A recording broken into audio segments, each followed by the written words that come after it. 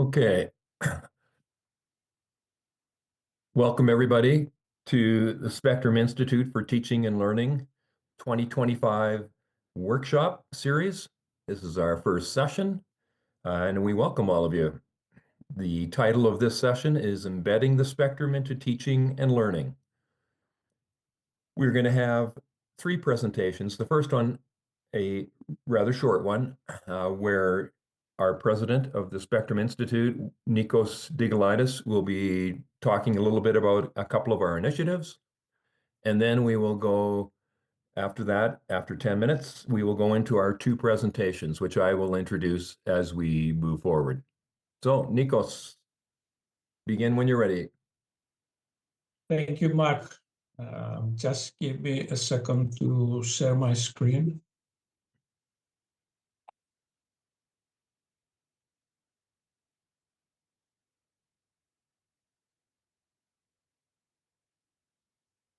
Okay, I suppose you all see my screen. This is my presentation.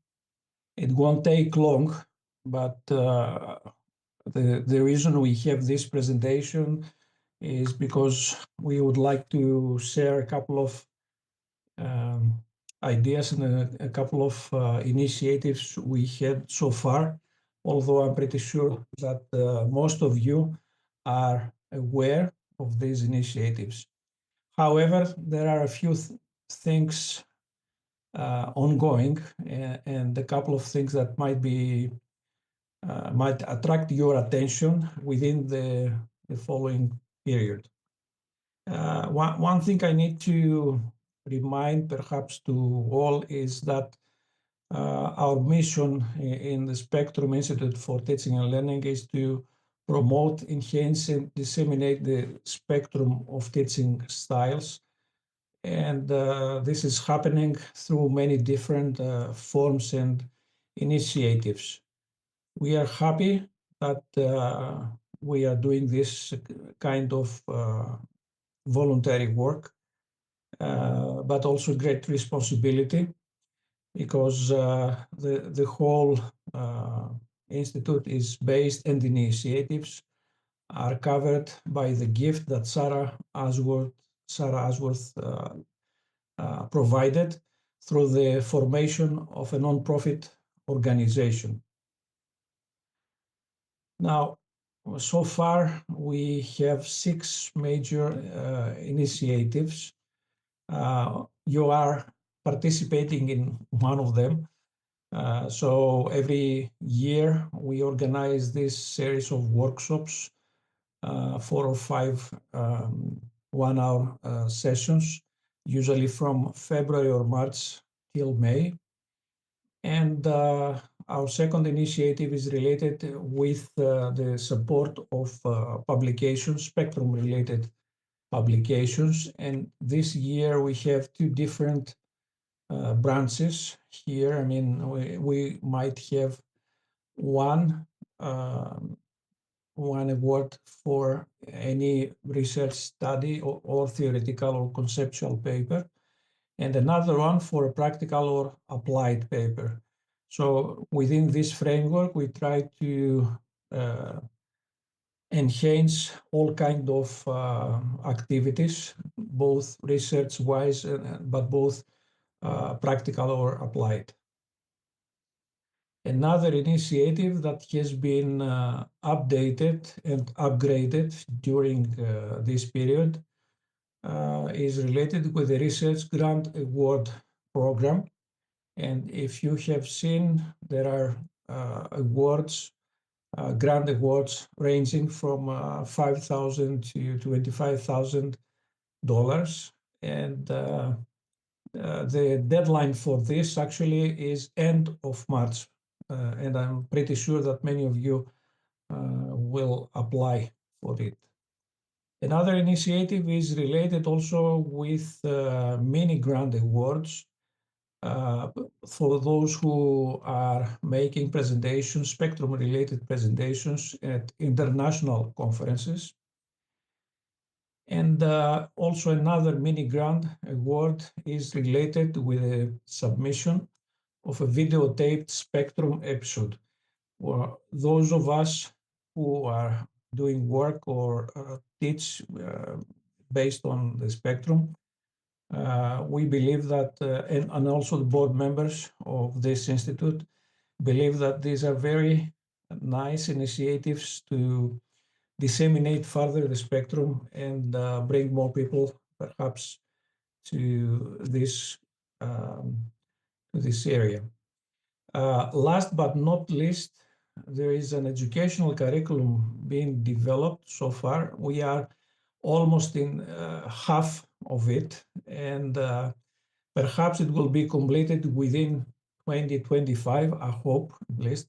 It's a great work there, and it will be available for free both to colleagues that are involved in PEAT programs around the world, but also to everybody.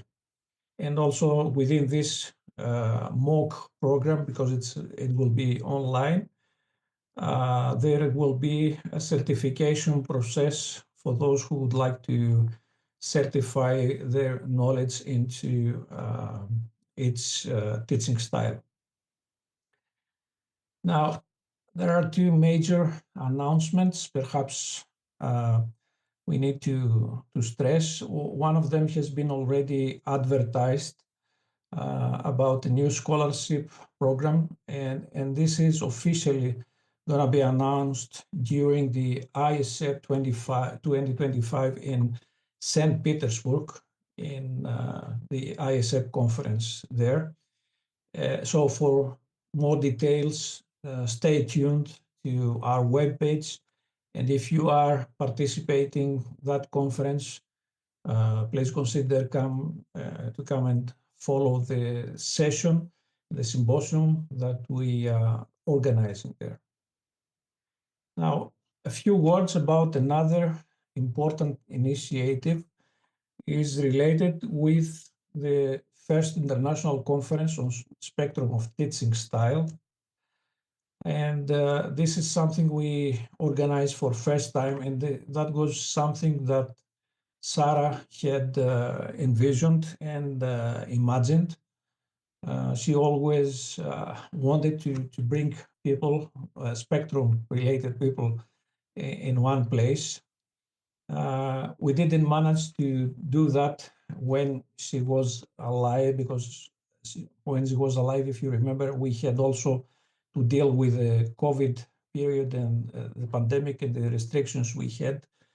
So this is going to be a very nice opportunity. I need to explain that we expect to have here no more than 80 to 100 people, participants, and the Institute will cover the accommodation and meals, and of course the transportation from Athens to ancient Olympia, but also to Athens.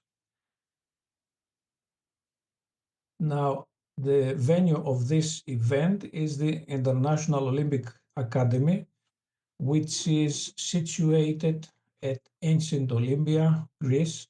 Is located next to the stadium of the ancient Olympic Games. It's a wonderful environment, I need to say. Apart from the amphitheater and other halls, there is a library for those of you who might be interested more in issues related with Olympic Games. And of course, there are several facilities, so the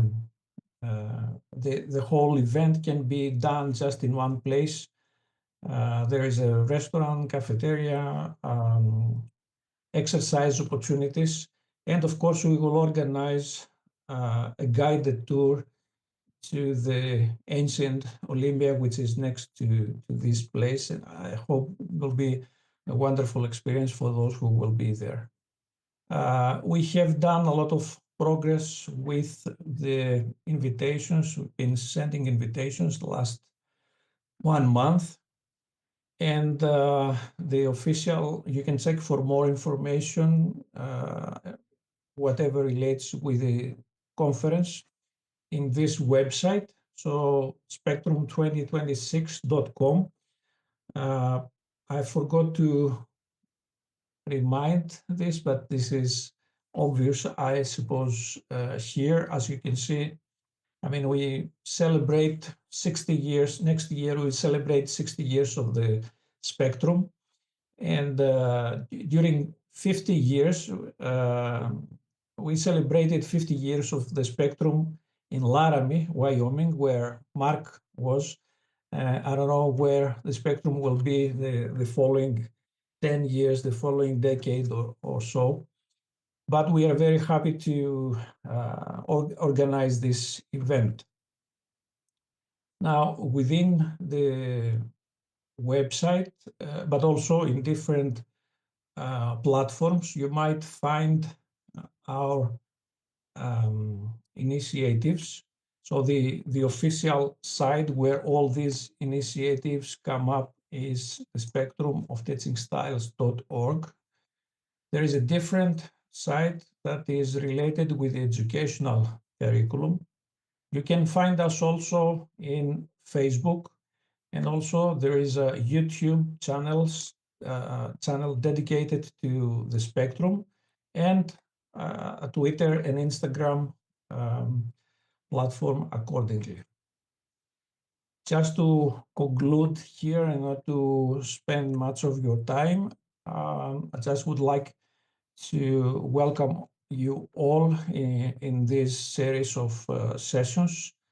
And also I would like to thank all the presenters who actively participated and offered to present their work here. And just to remind you, 24th of March is going to be the second series, so stay tuned. Thank you very much. Thank you, Nikos.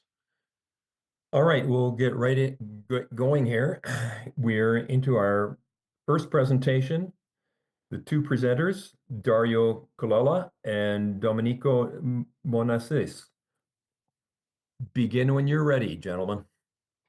Yeah, many thanks, Professor, for presenting us. I try to share my presentation. Okay, I think that it will be okay. So thank you all for accepting our presentation, and we're very happy to participate in this seminar, in this workshop. And today I and Professor Colella will present the results of our study regarding the promotion of health promotion in primary schools. So the Physical Snack program, the Physical Snack project, is a project that has been funded by the Ministry of Education in Italy. So I'm a researcher. Before starting, just a little bit about us. I'm a researcher at Pegasus Telematic University in Naples, while Professor Dario Colella is full professor in methods and didactics of motor activities at the Department of Biological and Environmental Sciences and Technologies at the University of Salento in Lecce. What is the background of this study? We already know we already know the physical activity and the fundamental role of physical activity for health, the promotion of health, as well as the role of physical activity for preventive chronic degenerative disease in different stages of life and in different ages, as well as the important role of physical activity in different contexts, in different sectors. For example, the educational one, I don't know, I mean, school, introduction to sports, public health, and free time. And this project starts from from negative data about the levels of physical activity and the daily practice of physical activity in children and adolescents. In fact, according to the World Health Organizations, according to the latest data of World Health Organizations, but also considering the Eurobarometer data, there's a large percentage of children and adolescents who didn't achieve the 60 minutes of moderate to vigorous physical activity daily. And this is also linked to the increase of the percentage of overweight and obesity in childhood. And this is also a significant, has been defined as a significant public health problems in the short, long period. And in Italy, we studying according to international literature on the topic, possible direction of the schools and possible direction of institutional responses to this background and due to this health-related problem. And there's much literature about the research of curricular and interdisciplinary didactic paths by the school themselves. And according to the theory of BIDS, there's a different kind of intervention and activities that can be carried out for the expansion, the extension, and the enhancement of the opportunity to be physically active in the school context. For example, regarding the expansion of opportunities for being physically active, some schools can carry out more hours of physical activity into the curriculum or during the week, as well as the extension of the opportunities for physical activity. For example, making some physical activity before and at the end of the school day, as well as the enhancement of the opportunity for being physical activity, for example, involving other environments, other setting, and expand the spaces, the environment in which physical activity or physical education is carried out in school. These are different fields of intervention, and this is why we choose the school to best promote and to carry out this specific project. This is due to the fact that the school is an ideal setting for increasing the levels of physical activity to best promote the practice of physical activity, because it is the place where children spend most of their day during childhood. And a particular aimed intervention is related to the multi-component interventions for health promotion, for promotion of healthy lifestyles and active lifestyles. And we choose the strategy of the physical snack or active breaks due to the fact that these are movement-based, and this kind of activities can best enhance the embodied dimension of learning into the teaching learning processes. And this is also based on the complexity of all the variables that are involved and that can be related to the physical literacy promotion and the physical literacy model. This is the background of the study. So our study is based on the this study is based on the proposal of active snacks at schools. So in this project, we just want to enhance the opportunity for children and for children to be physically active during the school day. The active snacks are defined as short bouts of physical activity. The duration is about 5 to 10 or at least 50 minutes for alternating too many state movements with a brief physical activity capable of bringing benefits for developing the school competencies. But as we can say in this figure, we have different kinds of school recess or physical snack or active breaks in the school. We have the unstructured one and the structured one. And what, despite the international literature has widely highlighted the benefits and the positive effects of physical activity or active breaks during the school day, for example, for enhancing the executive function or memory or attention or concentration of the students during the school day.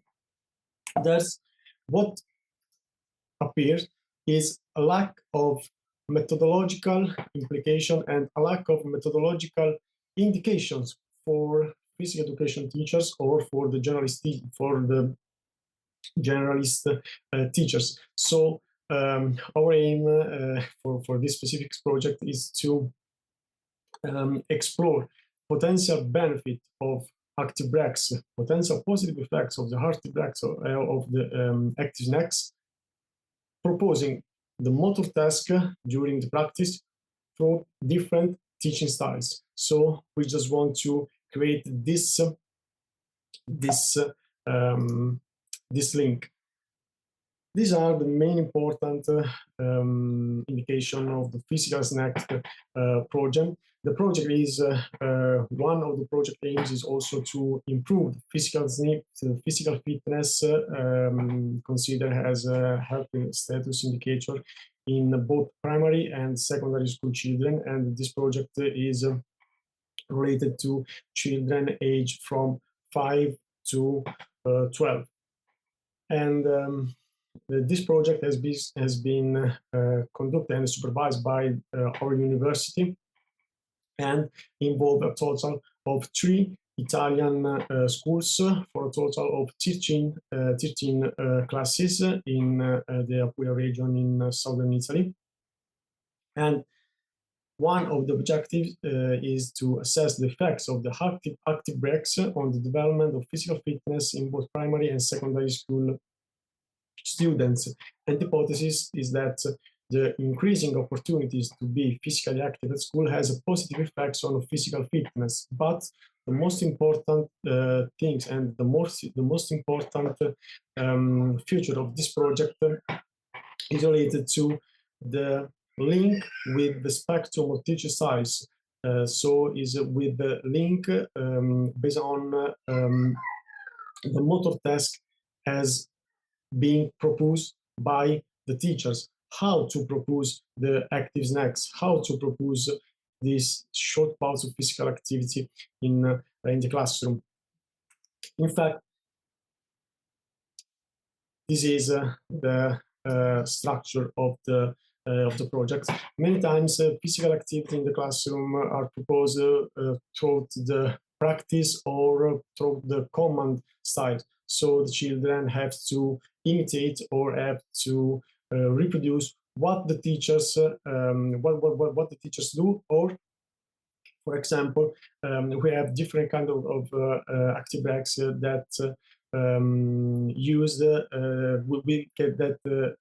are proposed through the use of digital tools of technology. So, for example, we have the interactive dashboard and or a projector in the class, and children have to only to imitate and only to reproduce what they are viewing on the interactive dashboard.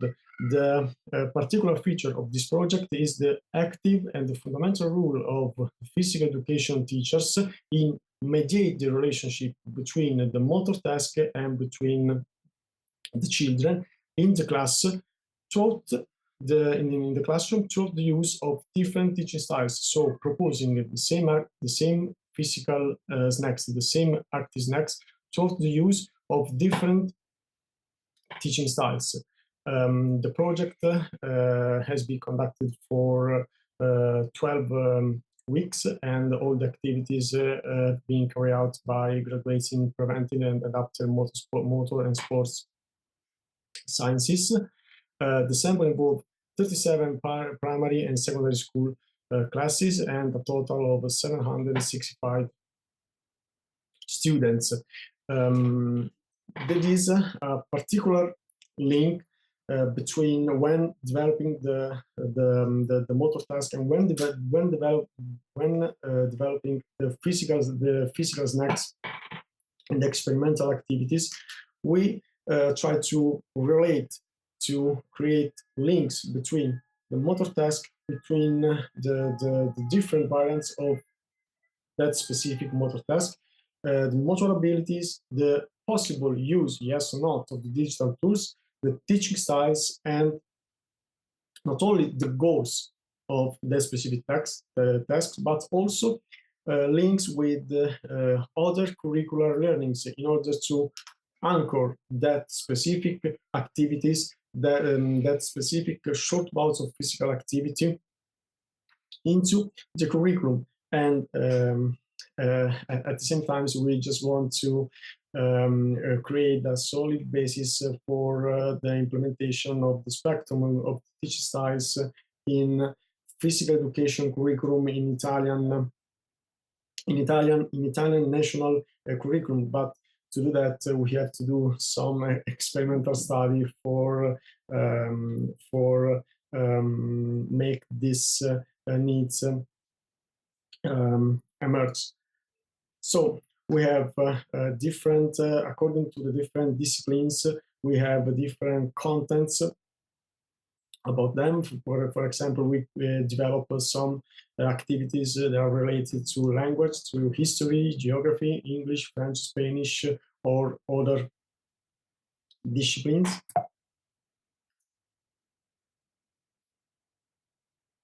These are the measure and the assessment tools that we use, because this project is also related to other experimental activities that have been already carried out in Italy, and of some of previous studies of our research groups that assess the effects of both the effects of the practice with different teaching styles and the use of the spectrum of teaching styles for enhancing physical fitness components, both skill-related physical fitness and health-related physical fitness. So the assessment involved both anthropometric data, BMI, standing long jump, medicine ball throw, and shuttle run test for skills related physical fitness, and sit up and grip, and 6-minute walking test for the health related physical fitness.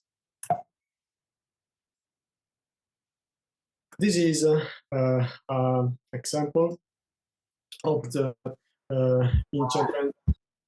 Oh, I don't know. Okay, this is a simple structure of the intervention protocol.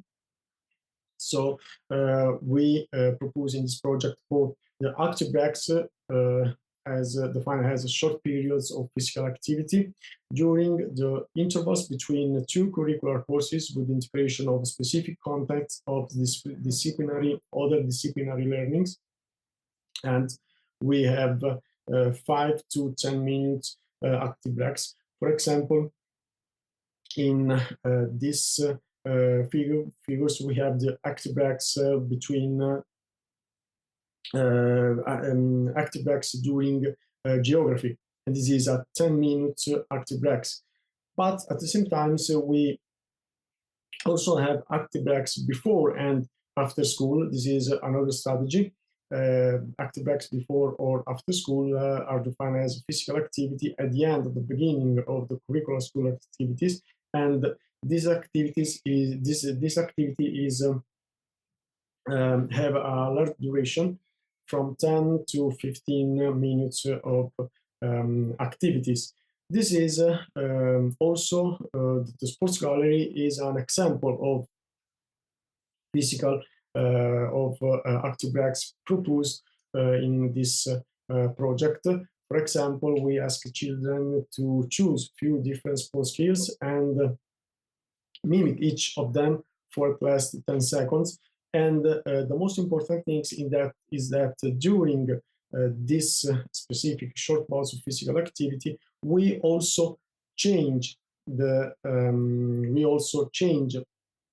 and promote the use of different teaching styles according to the children's needs in that specific moment or in that specific school day. So, for example, this kind of activities has been proposed to both the use of the practice styles and the guided discovery style. At the same time, another intervention of this protocol is related to the physically active lessons, defined as active lessons based on the learning outcome. For example, foreign languages, geometry, mathematics, science, and so on. And the aim of these specific activities is to relate the disciplinary learnings and the objectives of the disciplinary learnings to the movement objectives, to translate the objectives of the disciplinary learning into movement, considering also the embodied dimensions of learning. So, for example, on a typical Monday, we have physically active lessons during maths. This is also the task proposed is an example of activities in which, for example, we ask students to stand up and do 5 different movements in the descending order, and we have different approaches for this kind of activity. For example, the option 1 is that the teachers will say the movements that the children have to do, but otherwise the teachers can use different approaches, can use different teaching styles to best promote also cognitive and emotional engagement. So the same task in this case has been proposed through the practice, through the divergent production, and through the inclusion styles. We also consider the descriptors of the teacher's behavior related and specific for each specific practice styles. For example, considering the example that we have done previously, for the motor task 5-4-3-2-1, the physical education teachers present and describe the motor task and communicates the teaching objective, that is the descending order of the motor task. But when considering the same task for the inclusion styles, the physical education teachers can also adapt the motor task through different variants, to different executions of the same movement, in order to facilitate or make it more or easier the execution of the specific motor task, as well as for the guided discovery styles, in which physical education teachers propose a motor task and solicit the discovery of analogies and differences with other tasks, tools, activities that are previously performed by the children. Also for the convergent and divergent discovery and divergent discovery styles, the physical education teachers ask questions and solicit open or more closed motor answers around a certain topic and around a certain motor task. So the variation in the proposal and the variation about the proposal of a specific motor task, identify a significant principle in nonlinear pedagogy. And through this study, we just want to highlight and to solicit the gap that there's in the methodological and didactical implications of the artifacts and on this topic. So the teaching styles and at the same time the teacher's behavior is a sort of mediator between the motor task itself and the outputs and the possible outputs of that specific motor task. And at the same time, it's very, very important to consider how the teachers say something to the students, how the teachers present and how the teachers describe that specific motor task, and when the children, when the teachers change and when the teachers switch from the teaching styles A, for example, to the teaching style C, and on the contrary. And this is also related to the different outputs. Depends if we just want to solicit the physical, the social, the cognitive, and the affective domains of the children's. Domenico, Yeah. you have 5 minutes. Okay, thank you. I go more quickly in for being time.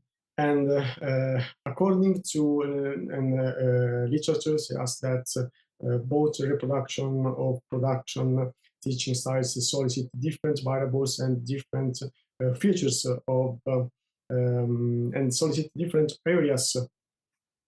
Have some positive effects. For example, the reproduction approach led us to enhance the activity time, the time motor, the time management, and student safety, as well as production one led us to improve the class management and students' safety. These are the main important results of this study. So at the end of the project, at the end of the 12 weeks of intervention, we assess significant improvements in all physical fitness components, both the skills-related and health-related physical fitness components. And the results of this project is that this is a safe program for reducing inactivity, increasing both physical fitness in primary and secondary school children, but also this is only possible through the design of a structure and flexibility and adapted active breaks and through the spectrum of the use of the spectrum teaching styles, through the variation of the spectrum teaching styles, and from a methodological and didactic point of view, is the relation between the type of active breaks, the type of the type of active breaks, so the type of motor task, and the type and with the specific teaching styles, there is a link that is associated with that specific motor task. Future direction, we hope to implement it to involve the local, national agencies and the Ministry of Education for implementing the spectrum of teaching styles in the Italian physical education school curriculum, and this is why we also conducted these researches, and we are very engaged in this kind of activity in this research field. Thank you for your attention. I hope to finish in my presentation in time.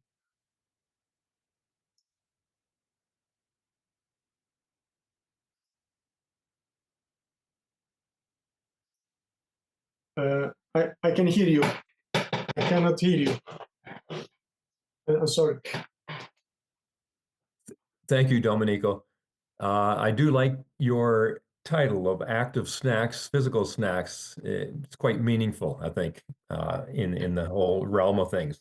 Thanks for your presentation.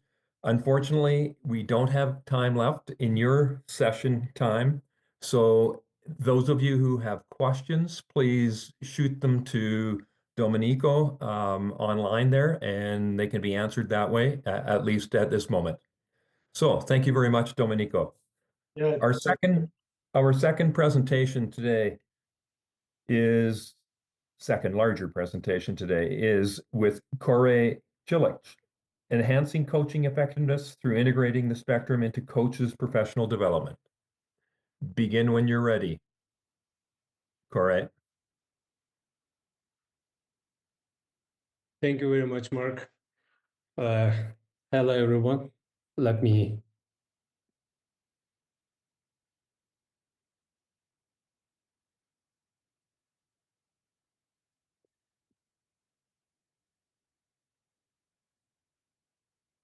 trying to share.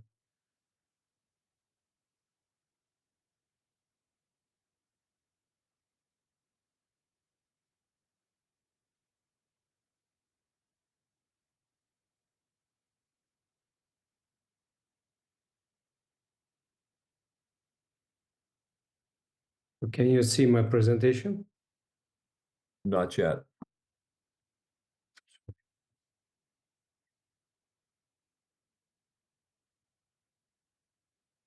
It's really weird.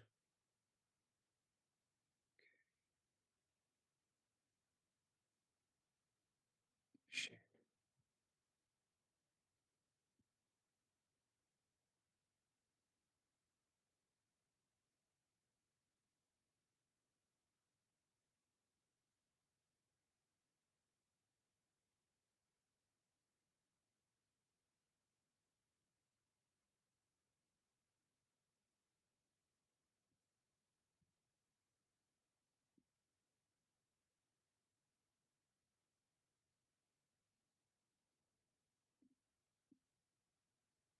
It says that you have started to share your screen. Ah, there we go.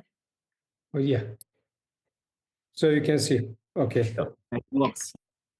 Hello again, everyone. First of all, I thank to the Spectrum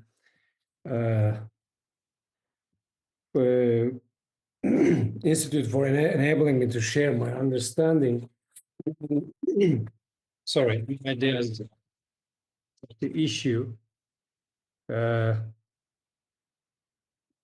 for coaching context. So my name is Koray. I work as a lecturer at a university in the heart of Anatolia. I also have 10 plus years of coaching experience in developmental artistic gymnastics. In my presentation, I will talk about the role of the spectrum in coach development, locating its place in coach development, actually.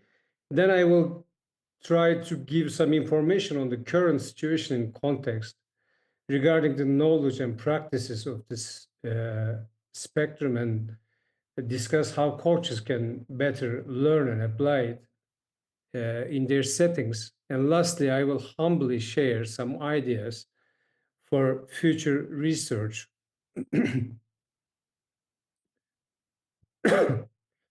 To better understand the importance of the spectrum, I think situating its place. Good morning. In the coaching literature, coaching effectiveness and expertise is defined as the consistent application of coaches' knowledge to facilitate athletes' competence, confidence, connection, and character in a defined coaching context consistently. Therefore, effective coaching requires coaches to focus on developing athletes' cognitive, psychomotor, and social affective domains in different sport contexts. Coaching objectives defined for developing athletes' outcomes were clearly explained for each different coaching context. While the outcomes are the same, the objectives of the outcomes differ according to athletes' age and demands of sport context. When we look at the literature, we see that coaching practices may become harmful when they are uninformed of the instructional strategies that resonate with athletes' holistic developmental needs. So, being reduced to limited and taken for granted instructional strategies and teaching methods usually represents dominant coach-centered decision-making in many coaching settings. When pedagogical knowledge is lacking, coaches risk impeding athlete development and cannot address athletes' individualized, idiosyncratic learning needs. In the coaching literature, coaching knowledge is conceptualized as three types.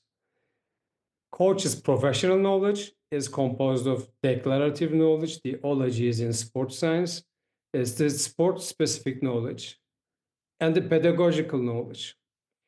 Coaches' interpersonal knowledge represents their capacity to interact with others in sports setting, and the intrapersonal knowledge represents their capacity to be aware of their practices and the ability to introspect and reflect and learn from them. While a number of researchers suggest holistic athlete development, few suggested using the spectrum for coaches' holistic practices, actually, as far as I understand from the literature.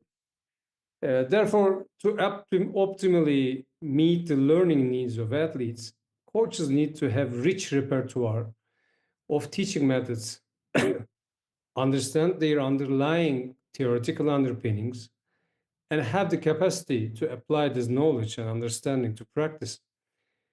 The spectrum provides a perfect match, actually, for this purpose, enabling a high awareness of coaching instruction and providing the vast repertoire they primarily need. Mosston's spectrum of teaching styles encompasses these three learning strategies and may be used as an appropriate tool in evaluating coaches' instructional practices. When we were in Wyoming in 2016 with Professor Levent Ince, we presented that idea that we should assess what's going on in coaching context. So we decided to adapt the question that I will talk about soon. So yeah, in order to design professional development programs to improve coaches' current pedagogical knowledge and practice, we need a robust needs analysis. In coaching literature, while anecdotal evidence suggests coaches generally depend on coach-centered teaching methods, arguably due to the excessive focus on teaching basic motor skills. To our knowledge, to our understanding, there was a lack of research examining coaches' use and value perceptions of the spectrum. So to assess coaches' existing coaching practices regarding the use of the spectrum, we adapted the scenario-based use of teaching styles and perceptions of styles questionnaire and applied it to the coaches and their athletes in competitive sport context. The questionnaire has two versions that share the same structure but are worded differently to reflect who rates. When we applied the questionnaires we observed three factors for both coaches and athletes. These loadings were in line with the theoretical underpinnings, actually, of the factor items. Accordingly, we labeled them as reproductive, problem-solving, and athlete-designed or initiated approach based on their theoretical characteristics.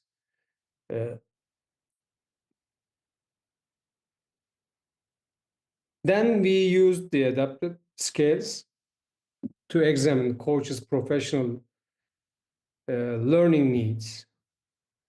regarding the use of spectrum of teaching styles. In our study, our study revealed that both coaches and athletes reported frequent use of reproductive, occasional use of problem solving, and rare use of athlete-initiated teaching methods. Moreover, the value given to athlete-initiated teaching methods by athletes was significantly higher than that of coaches. The findings indicated the coaches' professional learning needs to improve their capacity to adopt and apply the spectrum, actually.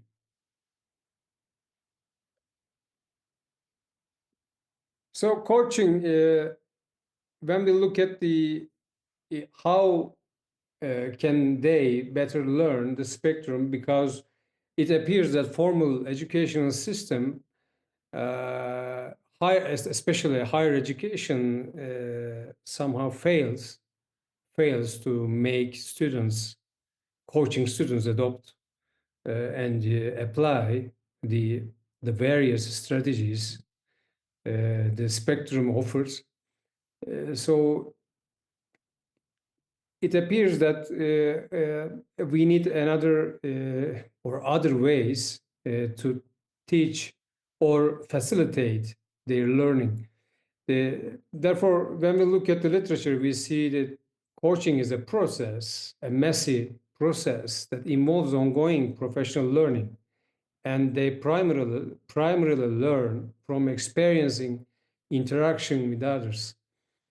The use of social learning theory in supporting coach learning and development has been recommended in providing meaningful learning environments for coaches, because they are closer to their everyday messy realities.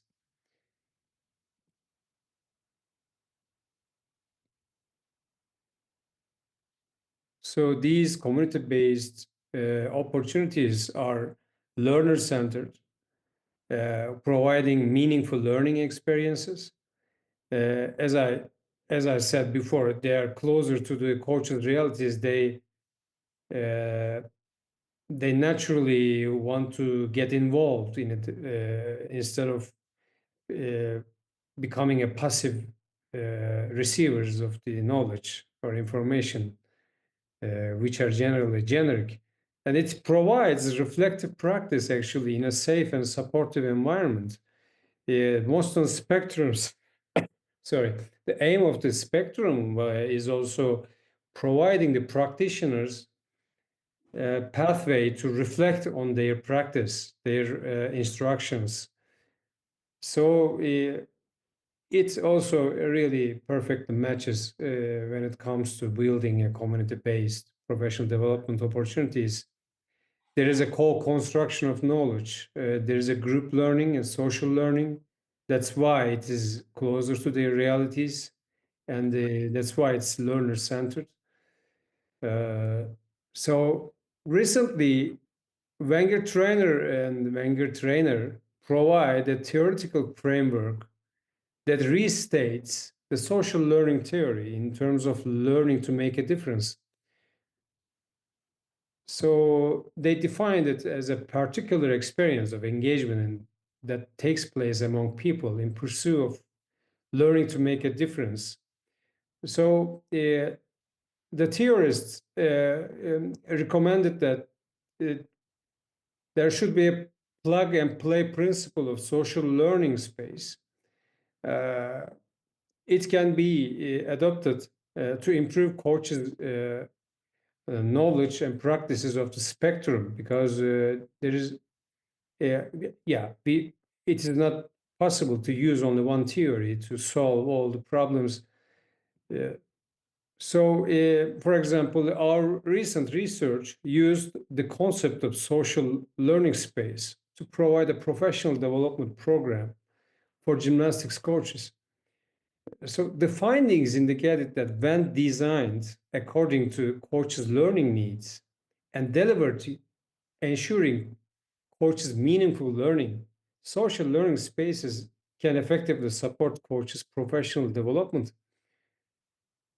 So, in the coaching literature, when it comes to future research that I would talk about, in the literature, field studies focused on for coaches' current knowledge and practices of the spectrum, actually, as far as I understand. And the recent work on understanding coaches' use of teaching methods, we call it teaching methods, are dependent on coaches and athletes' perception. So, therefore, obtaining more objective data looks important in here. This may include the higher education context, as I mentioned. For example, coaching education curriculum in Turkey includes the spectrum. So they experience it. They take those courses, but therefore, this learning process needs close examination to understand the areas for improvement in adopting and applying the spectrum at the university level. There are huge graduates every year in Turkey. But yeah, we don't know what's going on specifically in the process. Therefore, applied research based on data will improve coaches' capacity to apply the spectrum. And the social learning theory provides effective and rich structure for the design and delivery of professional development programs, which can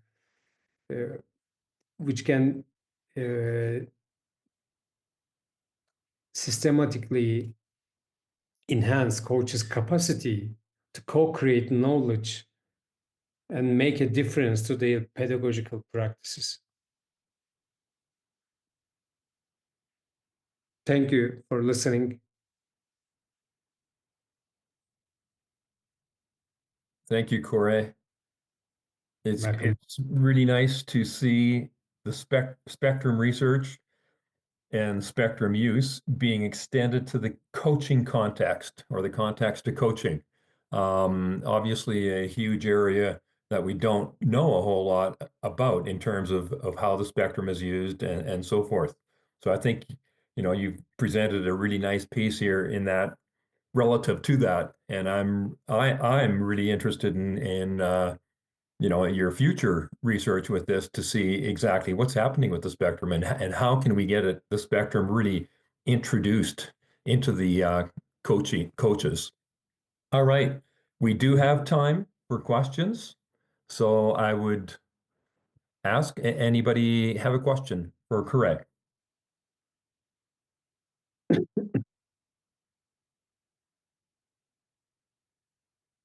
I have one. Hi, Go Koray. ahead. Hi, my name is Kanai Haneshi. Thanks for the great presentation. So I do also teach a class called Method of Coaching.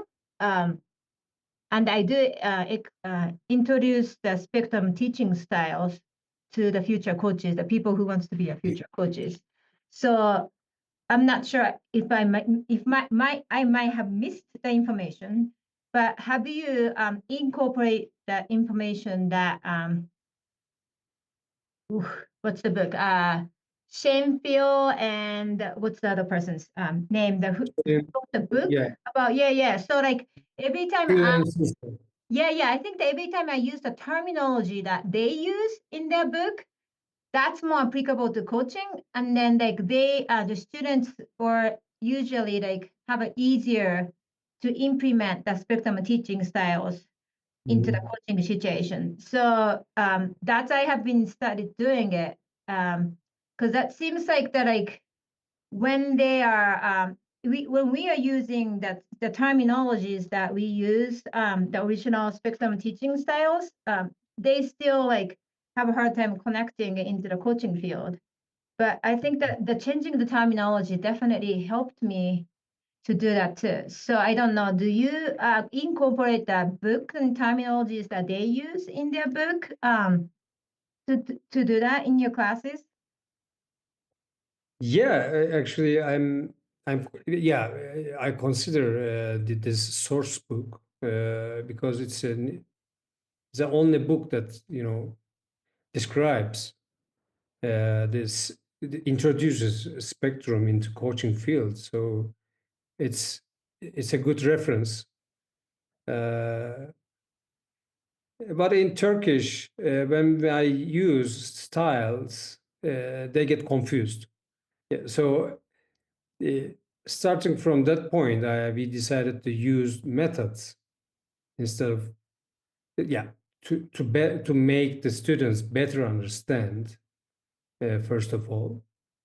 So otherwise, there should be consistency. I agree with you, Kane. There should be consistency in the terminology. Thank you for your question, Kane. Another question?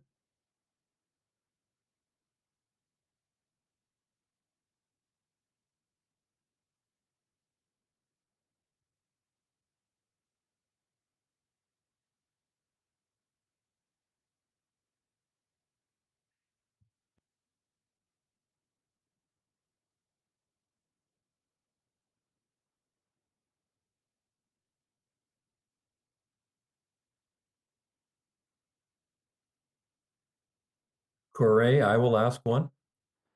So what's one of your first studies that you're proposing to move forward with? What's a question or a couple of questions that you're really interested in pursuing to find out with coaches and the spectrum? Yeah, thank you. Actually, I'm really curious about what's really going on in the field in terms of there's a coach's use of teaching styles, teaching methods, uh, uh, obtaining more objective data. I really aim to really grasp what's going on in the field. So, and then I am the user of the social learning theory. I saw that there's a big gap in coaches' reach, understanding, and application of knowledge. Uh, it was my master's degree research published in 2015. So coaches fail to understand and apply. It, it is really next to impossible for them to excel in the spectrum, I believe, and the data based on perception also showed that reality. So I would really aim to develop a professional development program based on more objective and longitudinal, maybe including observations, the data, and to make them understand their professional needs in this area, and to and make them apply and see the results of the difference that they can make in their practices. So I would design a longitudinal, more applied research. Yeah.